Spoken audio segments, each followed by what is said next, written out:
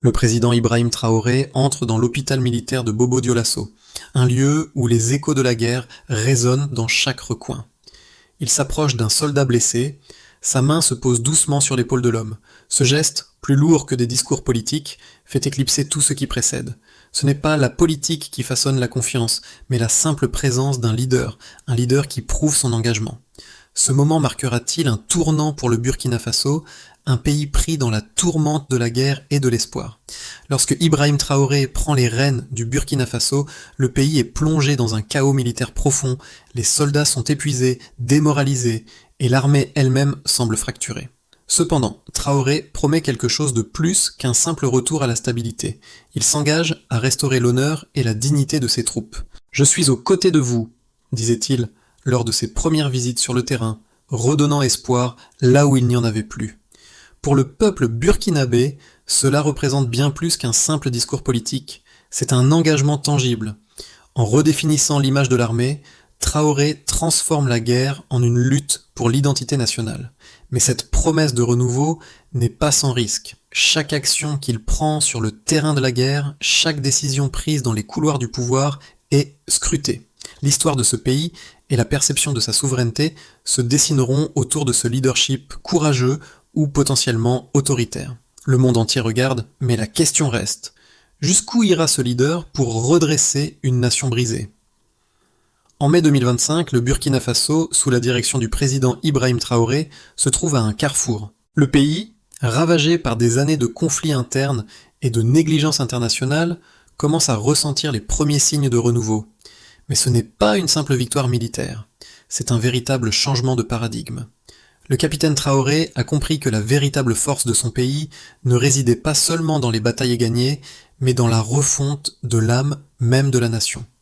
En 2024, il nomme de nouveaux chefs militaires, des hommes respectés, non pas pour leur pouvoir politique, mais pour leur courage et leur engagement sur le terrain.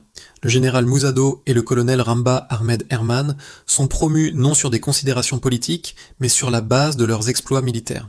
Quelques mois plus tard, une réforme essentielle de l'armée est lancée, transformant le commandement centralisé et bureaucratique en un système plus décentralisé et plus réactif aux besoins du terrain. Sous cette nouvelle direction, des brigades d'intervention rapide sont formées. Appelées BEUR, ces unités sont conçues pour être agiles, réactives et prêtes à affronter les tactiques des insurgés. Pour la première fois depuis des années, les soldats de l'armée burkinabé se sentent respectés et valorisés. Les munitions et la nourriture arrivent à temps sur les lignes de front et les hélicoptères immobilisés se lèvent à nouveau dans le ciel. Les soldats ont commencé à sentir qu'une vraie différence s'opérait dans leur quotidien. Un combattant déclare dans une interview « Nous avons enfin l'impression que quelqu'un se bat pour nous ». Cette dynamique de confiance, une fois restaurée, commence à imprégner toute la structure de l'armée, mais aussi la société civile, car un lien fort entre l'armée et la population commence à se tisser. Pourtant, ce renouveau n'est pas exempt de tensions. Des voix s'élèvent au sein même du gouvernement pour dénoncer la militarisation de la société, mais pour les Burkinabés, il s'agit d'un combat pour l'autodétermination. Le pays ne demande plus la permission d'agir, il choisit de se tenir debout tout seul. Ibrahim Traoré n'est pas un président ordinaire. Son ascension au pouvoir n'a pas été marquée par des discours grandioses ou des manœuvres politiques complexes. Au contraire, c'est par des gestes simples et personnels qu'il a gagné la confiance de son peuple. L'un des moments les plus marquants de son leadership a eu lieu à l'hôpital militaire de Bobo Dioulasso, où il a rendu visite aux soldats blessés, leur offrant bien plus qu'un réconfort matériel. Sa présence dans ces moments de vulnérabilité a incarné un type de leadership inédit pour le Burkina Faso, celui de la proximité, de la solidarité et de la réciprocité. Traoré a ainsi réussi à reconnecter son armée avec la population. Une armée autrefois distante est perçue comme déconnectée des réalités du terrain. Mais ce n'est pas seulement à l'armée que Traoré a offert une nouvelle vision. Il a étendu son approche aux civils, intégrant les volontaires pour la défense de la patrie VDP, des civils ayant pris les armes pour défendre leur village. Leur inclusion dans l'armée a non seulement renforcé la force militaire du pays, mais a aussi restauré un sentiment de dignité collective. Ces hommes, qui autrefois combattaient sans véritable soutien, ont désormais une place officielle dans l'armée, un geste symbolique qui a redéfini le rôle des civils dans la défense nationale.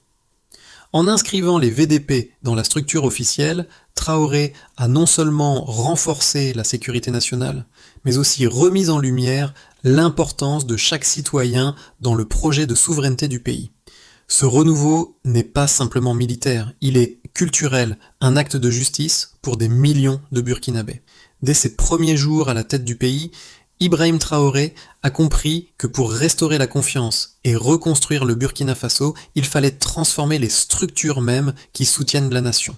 Il n'a pas seulement pris des décisions militaires, mais a redéfini les priorités économiques et sociales du pays. La première étape de ce renouveau a été la restructuration complète de l'armée burkinabé, une institution longtemps marquée par des divisions internes et une gestion bureaucratique inefficace. Traoré, avec son équipe, a mis en place une série de réformes pour décentraliser le pouvoir militaire, redonner de la flexibilité et responsabiliser les officiers sur le terrain. Cette nouvelle approche a permis de créer des brigades d'intervention rapide, connues sous le nom de BEUR. Ces brigades, formées pour être plus mobiles et réactives, ont été cruciales dans la lutte contre les insurgés qui secouent le Sahel.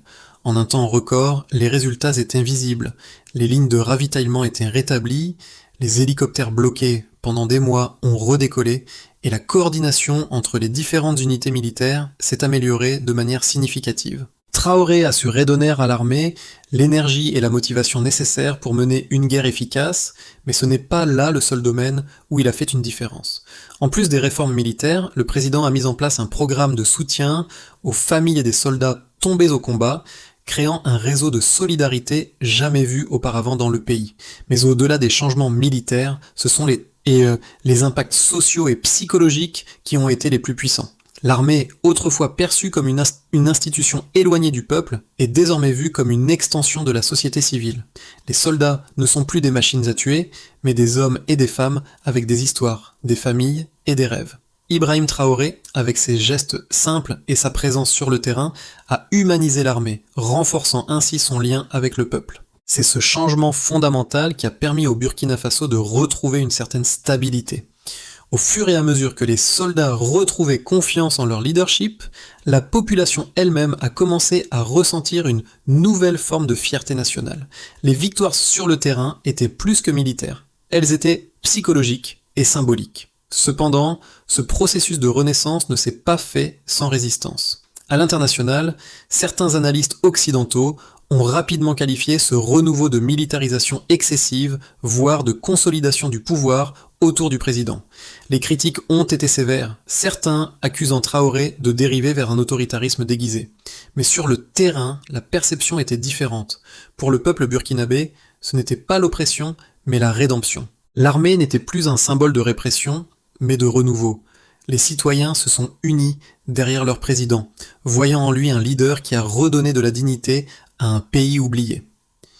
En octobre 2025, Traoré a renforcé cette image de renouveau en organisant une cérémonie publique pour remettre de nouveaux équipements militaires à l'armée, des véhicules blindés, des hélicoptères et des outils d'ingénierie. Ces équipements n'étaient pas seulement des symboles de force, mais des témoignages de l'engagement de l'État envers ses défenseurs. Les vidéos de cette cérémonie ont circulé sur les réseaux sociaux, montrant des soldats fiers aux côtés de leurs nouveaux équipements, portant le drapeau du Burkina Faso sur leurs uniformes. Ce geste, bien plus qu'une simple fourniture d'armement, marquait le début d'un nouveau chapitre pour l'armée, et pour le pays tout entier. Mais au-delà de l'équipement, c'est la symbolique de cette remise des clés qui a frappé l'imaginaire national. Pour le Burkina Faso, c'était un signe que le pays, autrefois considéré comme un pion dans les jeux géopolitiques mondiaux, commençait à prendre son destin en main. Sous la direction d'Ibrahim Traoré, le Burkina Faso a enregistré des progrès notables dans la refonte de son armée et la redéfinition de ses priorités nationales. Les réformes entreprises ont permis de stabiliser rapidement la situation sur le terrain, mais ces transformations s'accompagnent de chiffres qui témoignent de la réussite de cette politique. Avant 2025, de nombreuses bases avancées étaient coupées des ressources essentielles, ce qui mettait en péril la capacité de l'armée à mener des opérations efficaces. Dès les premiers mois après la restructuration, les délais de livraison de nourriture et de munitions aux unités de première ligne ont été réduits de plus de 50%. Les routes, auparavant inutilisables en raison des attaques répétées, ont été sécurisées, permettant un approvisionnement constant. Le nombre d'attaques menées par les insurgés a également diminué. Selon les statistiques militaires, la fréquence des attaques contre les positions de l'armée burkinabé a chuté de 40% en 6 mois. Ce recul des violences peut être attribué à la réorganisation rapide des brigades, mais aussi à l'introduction de nouvelles stratégies d'intervention. Les brigades d'intervention rapide, les BEUR, ont montré une efficacité remarquable. Formées pour être agiles et réactives, ces unités ont pu intervenir dans des zones critiques bien avant que les insurgés ne puissent établir un contrôle durable. Cette capacité d'adaptation a été un facteur déterminant pour inverser la dynamique sur le terrain. Les efforts de Traoré ont également eu un impact significatif sur la morale des troupes. Avant les réformes, les enquêtes internes révèlent que plus de 60% des soldats se sentaient démoralisés et déconnectés de leur leadership. Mais après l'introduction des réformes et la redéfinition des relations entre le commandement et les soldats, ce taux de démotivation est tombé à moins de 25% à la fin de 2025. L'un des indicateurs les plus révélateurs de ce changement est l'augmentation du nombre de volontaires dans les nouvelles brigades. La campagne de recrutement pour la brigade BEUR a vu une augmentation de 30% du nombre de soldats prêts à rejoindre ces unités d'élite, un signe clair de la confiance restaurée dans les capacités de l'armée. Le programme d'intégration des volontaires pour la défense de la patrie, VDP, a permis de renforcer la participation citoyenne à la défense nationale. En 2025, près de 10 000 civils ont été intégrés dans les forces armées, un chiffre impressionnant qui témoigne de l'engagement des Burkinabés à se battre pour la souveraineté de leur pays. Ces nouvelles recrues, qui venaient souvent de zones rurales, ont non seulement renforcé les rangs de l'armée, mais ont aussi aidé à établir un réseau de soutien crucial dans des régions auparavant isolées. L'une des avancées les plus significatives a été la transformation des soins médicaux militaires. Avant 2025, le système de santé militaire était presque inexistant, avec des équipements obsolètes et une pénurie de médicaments. Depuis l'arrivée de Traoré au pouvoir, les délais d'évacuation des blessés ont été réduits de 50% et un programme de formation de 75 veuves de soldats tombés au combat a été lancé pour leur offrir une formation professionnelle et des opportunités d'emploi. Ces efforts ont non seulement amélioré la qualité de vie des familles et des soldats, mais ont également renforcé le lien entre l'armée et la société civile, contribuant à solidifier l'unité nationale. Sous Ibrahim Traoré, le Burkina Faso a fait des progrès considérables, mais ces avancées ne sont pas sans opposition. Certains saluent sa volonté de restaurer la dignité nationale et de renforcer l'autonomie du pays face aux puissances étrangères. D'autres affirment que sa militarisation excessive du pouvoir pourrait mener à un régime autoritaire. Ces deux perspectives reposent sur des visions opposées. Les défenseurs de Traoré soulignent les améliorations concrètes qui ont eu lieu sous sa direction. L'armée, autrefois perçue comme une institution inefficace, a été transformée en un outil puissant de souveraineté nationale.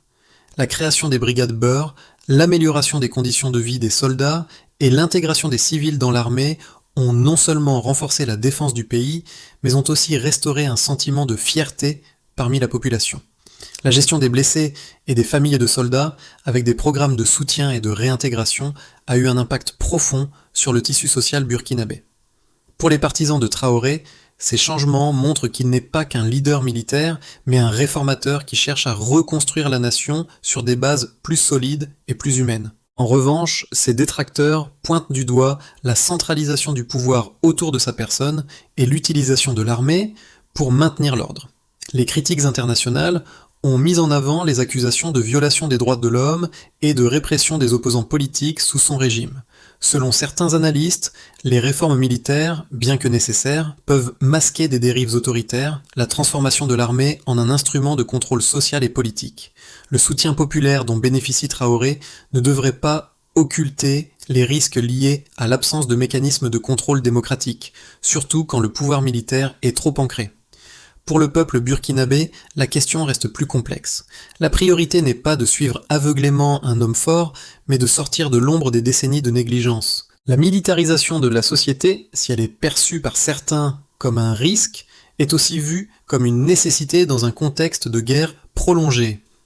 La loyauté envers le président Ibrahim Traoré semble plus liée à un sentiment de fierté retrouvée et à la conviction que la nation doit reprendre son destin en main. À mi-parcours du mandat de Ibrahim Traoré, un tournant décisif s'est produit. En mai 2025, l'armée burkinabé s'est transformée, mais plus encore, la perception de ce changement a évolué. La remise de nouveaux équipements militaires à l'armée a marqué un moment symbolique, soulignant le retour en force du pays sur la scène internationale. Mais ce qui a marqué le plus, c'est la réaction du peuple. Loin des attentes de la communauté internationale, qui craignait une militarisation excessive, les Burkinabés ont accueilli ces changements comme un signe de renouveau, non seulement pour l'armée, mais aussi pour l'ensemble du pays. Les critiques occidentales qui accusaient Ibrahim Traoré de renforcer son pouvoir par la force ont été confrontées à un renversement de perspective. Ce qui était perçu comme une consolidation autoritaire du pouvoir semblait, aux yeux des Burkinabés, être la naissance d'un leadership véritablement engagé envers la souveraineté nationale. La question fondamentale qui émerge est celle-ci. Le prix de la souveraineté vaut-il le risque d'un contrôle militaire grandissant ? Cette interrogation touche à la dignité retrouvée pour un peuple longtemps oublié.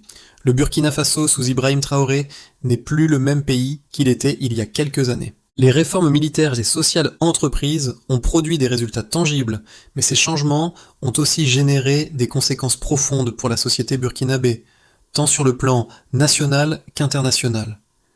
À l'intérieur du pays, la transformation de l'armée a eu un impact psychologique majeur. Les soldats, qui se sentaient autrefois déconnectés du leadership et souvent abandonnés à leur sort, ont retrouvé confiance en eux-mêmes et en leurs dirigeants. L'intégration des volontaires pour la défense de la patrie dans l'armée a renforcé ce lien entre l'armée et la population, et l'idée que la défense nationale est l'affaire de tous, pas seulement de l'élite militaire. Les Burkinabés, qui avaient souffert des années de négligence, se sentent désormais partie prenante d'un projet commun de reconstruction. Cette unité retrouvée a eu des effets directs sur la vie quotidienne des citoyens. En 2025, les familles de soldats tombés au combat ont reçu des compensations et un soutien direct de l'État, avec des programmes de formation professionnelle pour les veuves et des bourses pour les orphelins. Cette réaffirmation de l'engagement du gouvernement envers ceux qui se battent pour la souveraineté du pays a renforcé la légitimité du régime.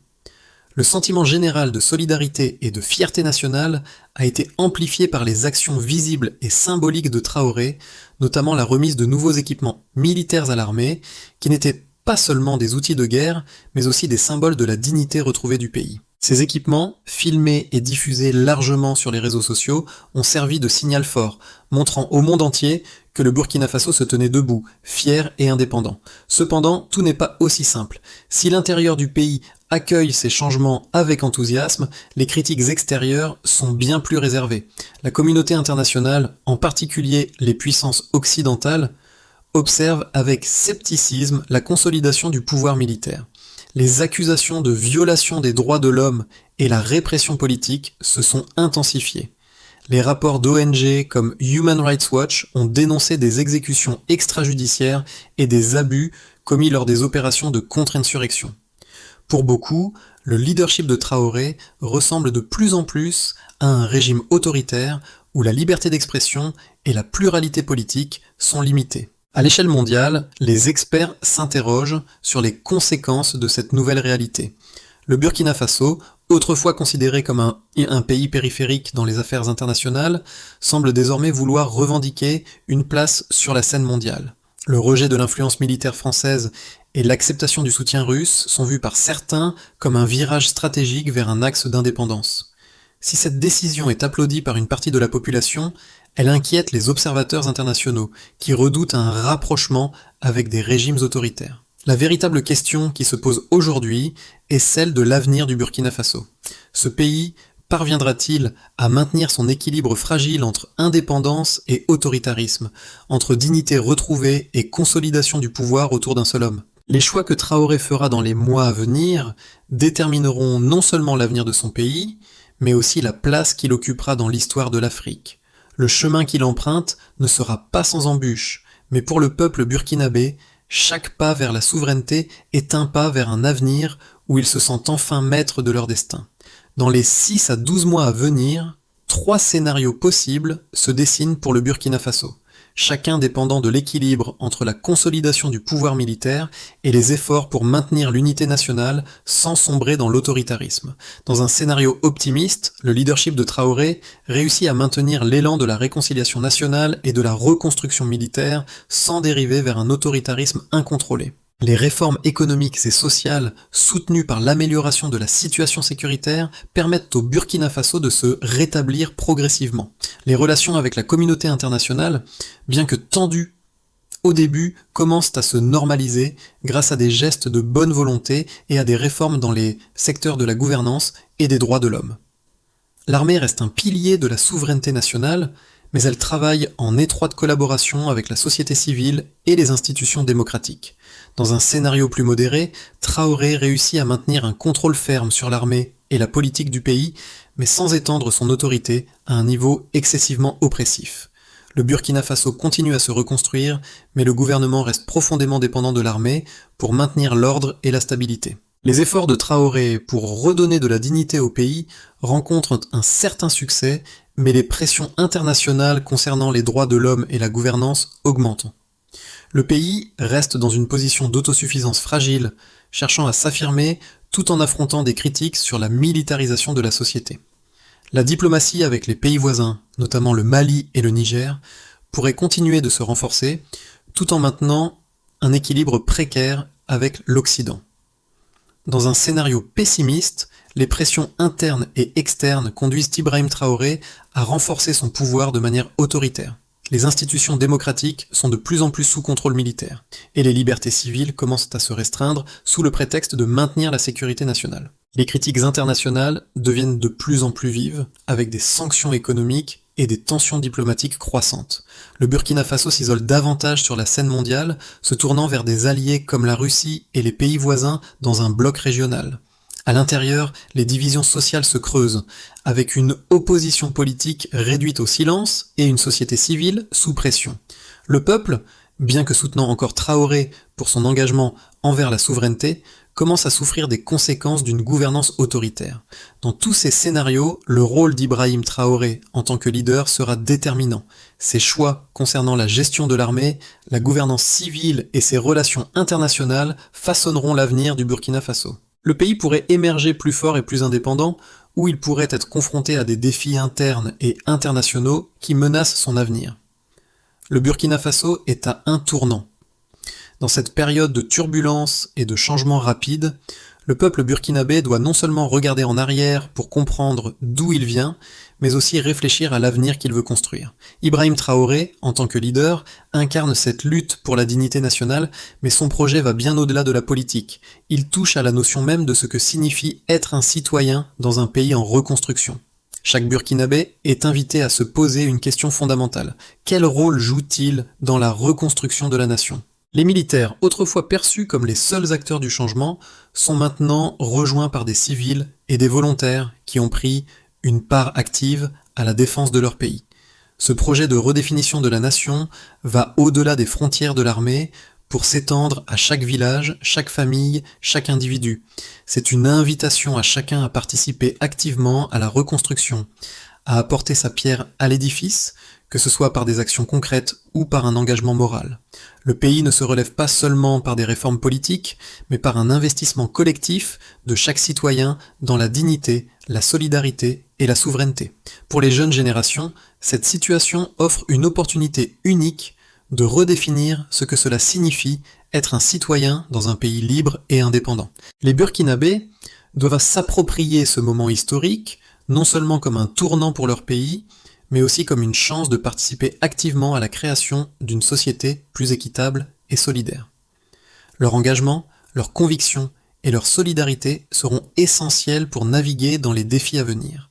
C'est un appel à l'action, un moment pour se tenir debout pour la nation, pour l'avenir, pour garantir que la nation ne se contente pas de survivre, mais qu'elle prospère réellement dans les années à venir. Une série de réformes concrètes et stratégiques est nécessaire. Tout d'abord, il est crucial d'établir des mécanismes de gouvernance transparents et inclusifs. Bien que l'armée ait joué un rôle central dans la reconstruction, il est important que des institutions civiles solides prennent le relais pour renforcer l'état de droit. Cela passe par l'établissement d'un système judiciaire indépendant et d'un dialogue politique inclusif. Le Burkina Faso doit se concentrer sur la diversification de son économie pour la rendre moins dépendante des conflits. Cela inclut le développement des secteurs agricoles, miniers et technologiques, tout en renforçant les infrastructures de base telles que les routes, l'énergie et l'éducation. Le soutien à l'entrepreneuriat local et la promotion des investissements étrangers permettront de stimuler la croissance économique. Bien que l'armée soit le pilier de la stabilité, il est essentiel qu'elle travaille de concert avec les autres institutions pour garantir la cohésion nationale. Les efforts de Traoré pour intégrer les civils dans les structures militaires doivent être poursuivis et élargis. Une réconciliation sociale sincère, soutenue par des programmes d'inclusion pour les victimes du conflit, est essentielle pour maintenir la paix intérieure. Enfin, le Burkina Faso ne doit pas s'isoler. Bien que la souveraineté nationale soit primordiale, il est essentiel de maintenir des relations diplomatiques stratégiques avec les puissances régionales et internationales. Ces alliances peuvent fournir le soutien nécessaire à la stabilité, tout en protégeant les intérêts nationaux du Burkina Faso sur la scène mondiale. Avec ces étapes clairement définies, le Burkina Faso a une chance réelle de réussir sa transition vers un avenir pacifique, prospère et souverain. Cela nécessite l'engagement total du gouvernement, de l'armée et du peuple. Mais plus encore, cela demande une vision partagée où chaque Burkinabé se voit non seulement comme un témoin de l'histoire, mais aussi comme un acteur clé de sa reconstruction. Au cœur de l'histoire du Burkina Faso, il y a cette image marquante. Ibrahim Traoré, seul marchant dans les couloirs d'un hôpital militaire, posant une main réconfortante sur l'épaule d'un soldat blessé.